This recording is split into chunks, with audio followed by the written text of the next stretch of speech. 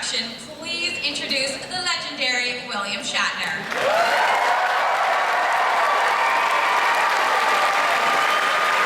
Thank you. Hi, everybody.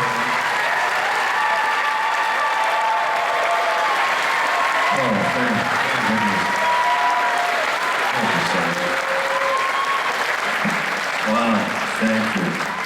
I really appreciate that. I just flew in from Los Angeles, and we had to take the long way around, because the Jays were getting out and the people were coming in here, and traffic was at a standstill. So we went to a section of town. What's the nice section of town as you come down? What? Yeah, what the hell's what? No. In any case, we went through that nice section of town. When you get to the end of it, you get to Avenue Road. Anyway, Eglinton. The point being that Toronto's my second home. I was born in Montreal. Bagels, smoked meat,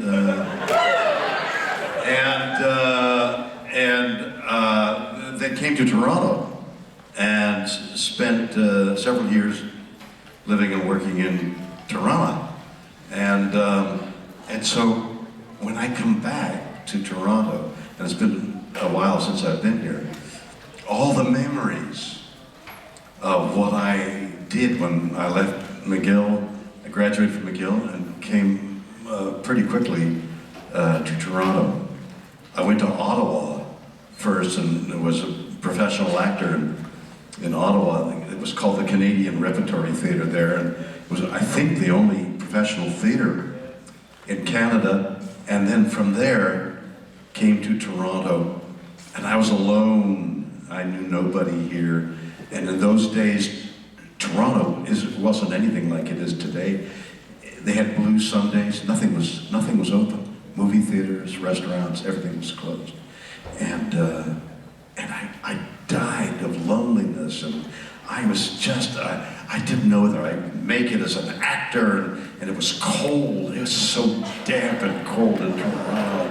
And I lived in a 5-flight, a little room up on, the names are beginning to, like, Gerard?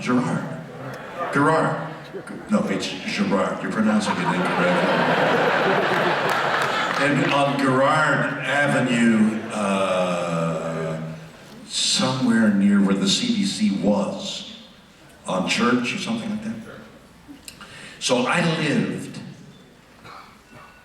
in a room the size of this chair, with a bed that had a rope. It had interlaced rope as the mattress, and I would get out of there as quickly as possible because it was so depressing.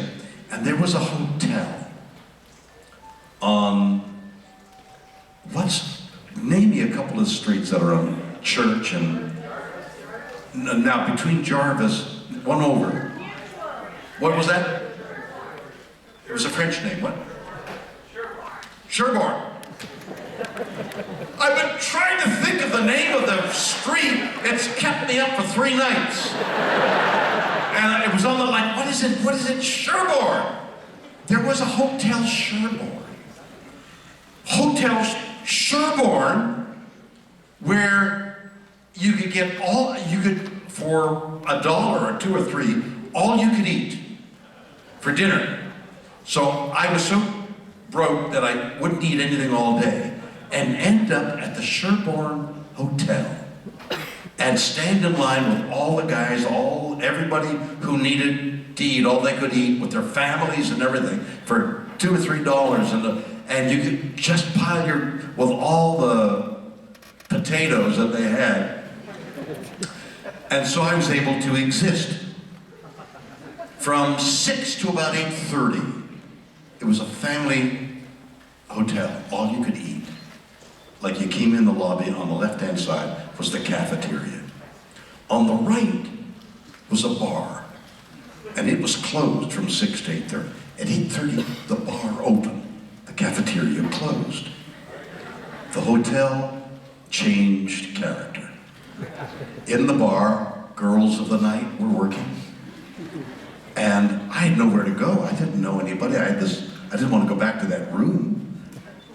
So I would sit at a table with the girls, and they'd leave the table and go upstairs and come back, continue the conversation, and I made some of my best friends. The girls of the night. The one story that I remember, though, which still stays with me, and you'll understand why. So, for 3-4 months, in desperate loneliness in trying to find work in Toronto, I made friends with these ladies. And then I got busy and I met people and I wrote some shows for the Canadian Broadcasting Corporation. And I met the girl who became my wife on one of the shows I wrote for the CBC. So now I've got this other life. I've got this girl whose parents lived in that rich section of town. Okay, I've moved up. And I go to Stratford, I become a Stratford actor, and I asked this beautiful girl to marry me, and she says yes. They're going to have a big wedding up in that section of town. And now, one day, one evening, we're at a theater on Yonge Street. We come out of the theater, my two prospective in-laws, the mother and the father, and the girl, okay, and the girl became my wife. And we're waiting for a car. And there comes a lady of the night walking the street on Yonge Street. And I see her. And she sees me. She was my best friend for months. And I see her. And she looks at me, and I look at her, and without a sign of recognition, so professional, she walks by. And I'm like, what do I do? Do I say hello? And how do I explain that to my in-laws, prospective in-laws? And she leaves. And as she gets to the edge of the light of the theater, she turns around and she looks at me, and I look at her. And in that moment, I could have said, hi, I've forgotten her name now, but hi, Rosie, it's so good. Anything to have indicated the friendship, the gratitude I felt for her and her friends for saving my life during those terrible months. I didn't say a thing. I was so ashamed and embarrassed, and I didn't know what to do with these new in-laws, prospective in-laws.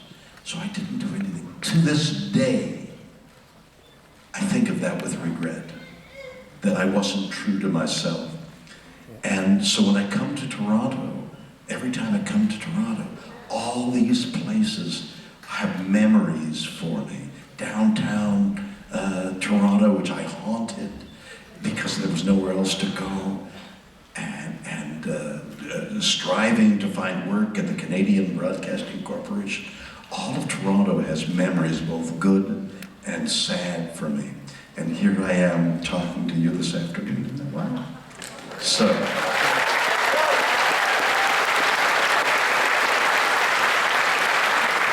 I think we're set up for questions, are we not? Where are you with a microphone and a question? Is there a thing? Do we know? Do we have a hand? Is there no setup? Okay, I'll do it myself. Once again, raise a hand and ask me a question. Raise a hand. You can't raise a hand, otherwise it doesn't work. Okay, ask me a question. Do I do my own what? Twitter. Do I do my own Twitter? You know I do. Now, I've got a lot of stuff going, all right? This whole social media thing, I'm gonna be on a program called, it doesn't matter whether I know the name of the program, as long as I sit down and able to talk intelligently. some financial program, okay? Because of the Twittering I do, and the Facebook, and all of the social media that I'm involved in. First, the premise is I know nothing, right? I'm ignorant. I don't know quite how to do any of it. So I've got a really good guy who helps me. So I say, this is what I want to say, and he spreads it out. Literally, how to, I mean, it doesn't take anything to do a Twitter or a Facebook, but there's so much involved that I have help from Paul. So I'm going to appear on this program in 3 or 4 weeks, like I know what I'm talking about. I have no idea.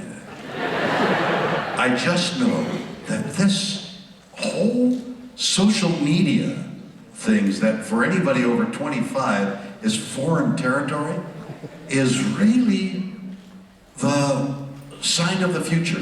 I was at one of these Comic-Cons a while ago, and I was sitting at a table with 3 young guys. One was 12, one was 14, one was 16 years old. And the screams of fans, deafening in the audience, were for these 3 guys, and I didn't know who they were. And they were looking at me, and they didn't know who I was. So I said to somebody, who are these guys? And they said, they're the Vines. The kids on the Vines? I said, you mean they make wine? No, these kids, do you know what I'm talking about? Okay, so they like 6 seconds, right? 6 seconds on a Vine. It's not 140 characters in the Twitter. It's all these names. They're very difficult to get. Vines for 6 seconds. You can't say goodbye in 6 seconds. Hello, my dear. It's time that I... What? It's over. I'd like to tell you how many... What can you do in 6 seconds? They're famous. Twitter's 140 characters. You don't have time for any depth. All you gotta do is... Now, good to see you. Hello. It's so surface. I don't know. I'm gonna start. Okay, so the media, the social media. I'm doing brown bag wine tasting, all right? I don't know whether any of you have seen them, but if you go to WilliamShatner.com, you'll see Brown or Aura Television, they bought it. Brown bag wine tasting. I walk around with a brown bag with a bottle of wine, and I do an interview with anybody, man on the street, personalities, anything. Pour a little wine, have a sip of wine, and what do you think of the wine? And tell me about the wine in your profession. So I've had guys who work on the streets tell me, well, it's good. It's like good traffic. It's flowing like traffic, and it's got a stoplight here. You know, how to describe the wine in what you do, and in the meantime, I'm able to talk to them. 10 to 15 minutes, brown bag wine tasting. I'm doing MILF. It's a cooking show. Mothers I'd like to feed. Is that great? So, I'm getting chefs calling in, they want to be on MILF. I've done Alton Brown. He cooked me, so the idea is, hey, Alton, tell me how you started to be a chef. And tell me your mother or the person in your life when you were very young and when you decided to be a chef, how you decided you wanted to be a chef, how you decided that cooking was your calling, and give me the recipe of like your mother's recipe. So he cooked me biscuits and gravy. The most delicious biscuits and gravy I ever had, and the story of how he got the biscuits so good. He said, my biscuits never could be like my grandmother who brought me up. He said, so not so long ago, I said, look, Grandma, I'm going to sit here and watch you make the biscuits. Because I'm not doing the right thing. So she said, all right, Alton, you sit there. And she started to mix the dough, and then she started patting the dough. And she started patting the dough with her arthritic fingers, like this. And Alton said, that's it! I'm always doing this with the dough. She's got flat fingers because she can't move her fingers. And that makes a difference in the rising of the biscuit. I've solved the mystery of why my biscuits aren't as good as yours, Grandma, because of the way you're patting them. And it was this delightful story of his grandmother and the discovery, first of all, that she made such great biscuits and gravy to begin with, and why her biscuits were better than anybody else's as a result of what she couldn't do. So it's this kind of thing that I'm able to do online, and this is part of what I'm doing. This social media. I'm coming up with a book in about Christmas time called Hire Yourself. There is a real dichotomy in people who are over 55 who can't find the work they once had before the meltdown and the economic meltdown. So they're finding it hard to get a job like they used to have with a salary that they used to have. And I'm saying in my book, hey, hire yourself. I interview a large group of people who have gone into business for themselves using the web, and I tell how they did it, and they explain how they did it. And in the back of the book is very practical stuff about how to get on the web and how to advertise yourself and how to advertise your skills. It's another thing, you can do it from home. It's a whole different world that people over, I'm saying 25, 30, 40 years of age don't know about. And here I am explaining something I barely have a grasp on. But what an interesting way of going. Because I've been doing other people, I've been trading like Adam Carolla. You know who Adam Carolla is? Yes? No? Yes, okay, good. So Adam Carolla is a comic, and he's been on the air, both in television and radio, for a long time, and he's got a very popular blogosphere. Blog.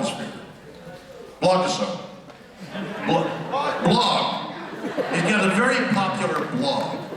Okay, so you ask somebody over the age of 25, what's a blog? And they say, well, it's a lump. You know, like something that sticks in the drain, and you gotta put Drano down there, that's a blog. No. A blog is like an interview, which you used to get for free, and now they're charging for it. Because they sell this hour interview on something like Amazon or any of the Apple thing. So, I'm going to blog to the over 55 group so that this book, this self-help book, becomes part of the blog. But then it struck me that nobody's blogging for the very young. I mean, I've got grandkids, 8, 9, 10 years old, and when they're eating, they can't get their eyes off their phone. They're playing games, they're doing things. Nobody's blogging for the pre-bubblegum people. Now, wouldn't it be interesting to talk to 8, 9, 10, 11-year-old kids and find out what they're interested in and how to sort of guide them slightly if they would only read the blog. So I'm going to experiment with this social media and try and move the fence, the guidelines. I'm trying to move them out, and I still don't know what I'm doing. Does that answer your question about?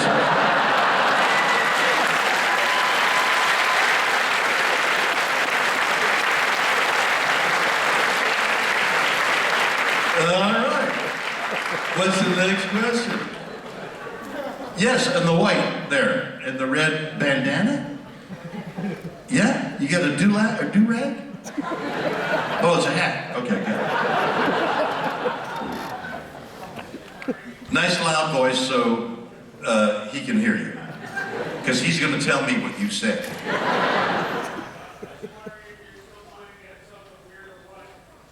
Weird or what? All right, so somebody explain this to me, okay? In the entertainment industry, like what I'm doing right now is I'm trying to sell a lot of shows. I did a documentary, I hope some of you saw it. It played at HBO just recently called Chaos on the Bridge. Did anybody see it? All right. It got fabulous notices. It was on HBO. It was a documentary about the chaos that surrounded the first 2 years of, what was your question? I want to keep the question in mind. What? Weird one. Okay, I sold the documentary. I actually made the documentary before I sold it, which is unusual, and sold it to HBO, and they played it a few days ago to great success. And I was delighted. So that's in essence what I'm doing. I'm in business for myself, in effect. I still am available for parts and stuff like that, and I did 3 movies this year. But what I'm loving to do is do things like the blogosphere and the brown bag wine tasting and the documentaries, which is what I'm doing. And the attempt is to get on the air and make it popular. That's what you're trying to do. So, several years ago, a Canadian company comes to me and says, would I like to do a show called Weird or What? And they explain the premise, and we're going to sell it in Canada, and it sounds good. And I say, great, and we'll film it in Los Angeles, and I get well paid for doing, moderate amount of work, and everybody's happy. So it goes on the air in Canada, and very quickly becomes one of the more popular shows. I think it was in the top 10 for a long time. There is a thing called the back end, which is different from what you mean by the back end, which is if you're able to, you can share in the profit, which never appears. Actors get part of the back end. In fact, I've got a comic book, an interestingly new way of telling a comic book story, illustrated novel, debuting October 23rd at the New York Comic Con. I'm introducing a Man of War Comics, which will be on television. It's a whole, I had an idea and it's come to fruition and it's happening, okay? So I'm trying to weave this story together and still keep in mind. So in that story, in that comic book, I have an industry on Mars where the workers who are mining Mars have been promised the back end. They'll get profits when the company goes into profit. And they never get it, and they're young, they're there 30, 40 years, the young revolt. And there's a rebellion on Mars, and that starts the whole comic book thing, because they never got the back end. So actors never get the back end. Star Trek, $2 billion it made for Paramount. There were people who had a percentage of the back end. Never saw it. Oh no, we had problems, we got the profit, and there's none, and I had to pay to go. Never see the back end. I saw profit on Weird or What. They sent me a check on the back end. Not only was it popular, but it was making money. And they canceled it.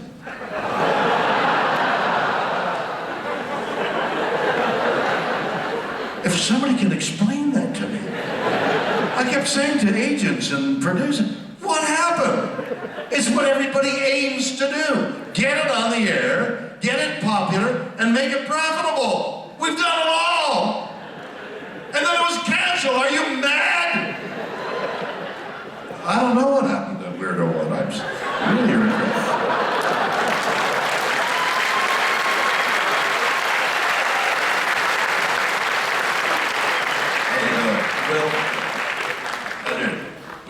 Well, somebody, Mr. Kirk.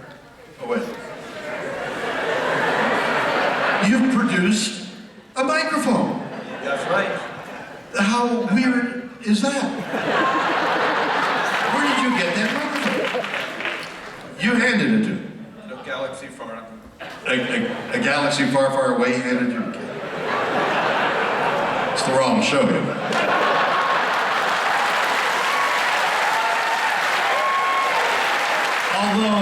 Although nobody told J.J. Abrams that, did they?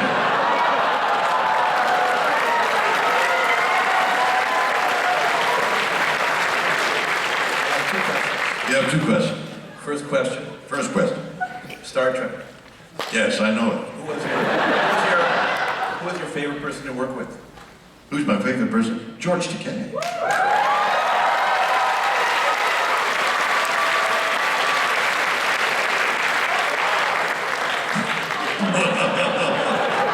You know I'm joking, right? He's crazy. I don't know what's the matter with him. I don't know the guy. He keeps darkening my name. I don't understand him. I don't know him. He keeps saying, well, I know, I've known him from... I haven't seen him in 50 years. What's his problem? Okay. Leonard Nimoy's been a dear soul. Okay. Second question. I'm from your hometown, Montreal. What's again? I'm from Montreal, where you were from. Yes. Say the question. Wait a minute, what was that was a statement. No. Okay. Question. No, what do you mean no? That was a statement. You have the right to a third question, but I mean... No, this is second question. A second question. It's like that guy rubbing the genie thing, you know? What was your address where you lived? What? What was the address where you lived? Wait a minute. One more time. What address? What street did you live on? I lived on Marcil Avenue. Marcil. I was part of the Marcil gang. Peanuts, Guy Lafleur, Doris Sweeney. Doris Sweeney. Remember Doris? She was blonde, she was about 12. We used to play football and I'd tackle her every time I could.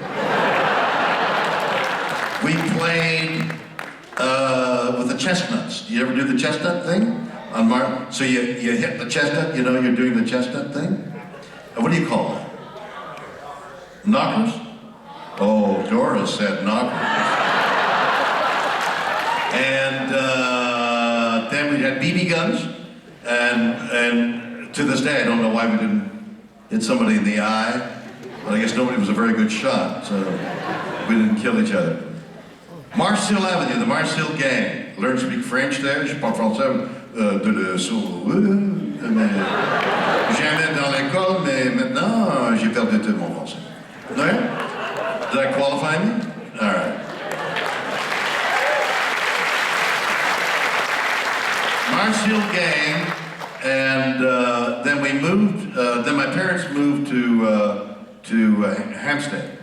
I went to West Hill High School. Doesn't belong in it. Isn't there anymore.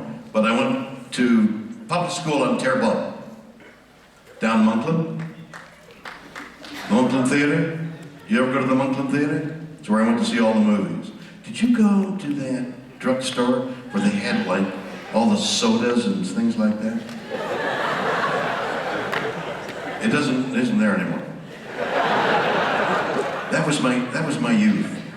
I used to walk to school 10 blocks from Marcil to the Terrebonne Public School and play King of the Hill on the bunkers where they put the coal. And I'd get knocked off and I'd knock people off. Then I'd have a fight every other day.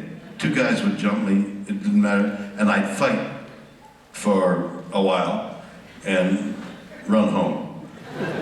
And then what else?